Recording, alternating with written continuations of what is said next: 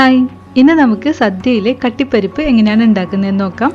വളരെ സിമ്പിളാണ് ഇത് ഉണ്ടാക്കാനായിട്ട്. അപ്പോൾ ആദ്യം 1 കപ്പ് ചെറുപരിപ്പ് എടുത്തിട്ടുണ്ട്. ഈ പരിപ്പ് എണ്ണയില്ലാതെ വറുത്തെടുക്കണം. പരിപ്പ് വറുത്തിട്ട് ചെറിയ രീതിയിലൊന്ന് കളറ് മാറിയാൽ മതി, ബ്രൗൺ കളറിലേക്ക് ആവണ്ട. പരിപ്പൊക്കെ നന്നായിട്ടൊന്ന് മൂത്ത് വരണം. ഇത് വറുക്കാതെ ചെയ്യുമ്പോൾ ഇന്നൊരു പച്ച ടേസ്റ്റ് വരും, വറുത്തിട്ട് തന്നെ ചെയ്യണം. ഇപ്പോൾ പരിപ്പൊക്കെ വറവായിട്ടുണ്ട്. ഉരുളിയിൽ നിന്ന് വേഗം തന്നെ മാറ്റി വയ്ക്കണം, ഇല്ലെങ്കിൽ ഇതിലിരുന്നിട്ട് കൂടുതൽ കളറ് മാറും. ഇനി ഈ പരിപ്പിൻ്റെ ചൂട് മാറണം. ചൂട് തണിഞ്ഞ ശേഷം നമുക്കിത് 2-3 പ്രാവശ്യം വെള്ളം തെളിയുന്നവരെ നന്നായിട്ട് കഴുകിയെടുക്കാം. എന്നിട്ട് കഴുകിയ പരിപ്പ് വേവിക്കാനായിട്ട് കുക്കറിലേക്ക് മാറ്റാം. 3 കപ്പ് വെള്ളം കൂടെ ചേർത്ത് കൊടുക്കാം. ഇനി പരിപ്പിലേക്ക് 1/4 ടീസ്പൂൺ നിറഞ്ഞു നിൽക്കുന്ന അളവിൽ മഞ്ഞൾപ്പൊടി ചേർത്ത് കൊടുക്കാം. പിന്നെ ആവശ്യത്തിനുള്ള ഉപ്പും കൂടെ ചേർക്കാം കേട്ടോ. പരിപ്പ് നന്നായിട്ട് വേവണം. 1-2 വിസിലിൽ തന്നെ വേവും. ഞാനിപ്പോൾ 1 വിസിലിലാണ് ഇത് വേവിച്ചെടുത്തത്. പ്രഷർ മാറിയ ശേഷം ഓപ്പൺ ചെയ്തതാണ്.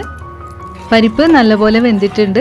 വെന്ത് ഉടഞ്ഞ രീതിയിലാണ് വേണ്ടത്, പക്ഷേ പേസ്റ്റ് പോലെയും ആവരുത്. നല്ലപോലെ മിക്സ് ചെയ്യാം. കുറച്ച് കയ്യിലുകൊണ്ട് ഉടച്ചും കൊടുക്കാം. ഈ ഒരു പാകമാണ് കേട്ടോ. ഇതിലേക്കുള്ള അരപ്പിന് വേണ്ടിയിട്ട് 1 കപ്പ് തേങ്ങയാണ് എടുക്കുന്നത്. ഇതിൻ്റെ കൂടെ 1/4 ടീസ്പൂൺ നിറഞ്ഞു നിൽക്കുന്ന അളവിൽ ചെറിയ ജീരകം ചേർത്ത് കൊടുക്കാം. പിന്നെ 1 വലിയ പച്ചമുളകും ചേർക്കാം. ഈ കറിക്ക് ചെറിയൊരു എരിവേ വേണ്ടൂ.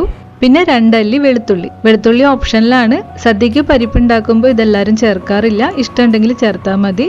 ഇനി കുറച്ച് വെള്ളം ചേർത്തിട്ട് നല്ല ഫൈൻ പേസ്റ്റ് പോലെ അരച്ചെടുക്കണം. ഈ തേങ്ങ അരച്ചത് പരിപ്പിലേക്ക് ചേർത്ത് കൊടുക്കാം. കൂടെ 1/2 കപ്പ് വെള്ളവും ചേർത്ത് കൊടുക്കാം. ഇനി ഇത് മിക്സ് ചെയ്ത് തിളപ്പിച്ചെടുക്കണം.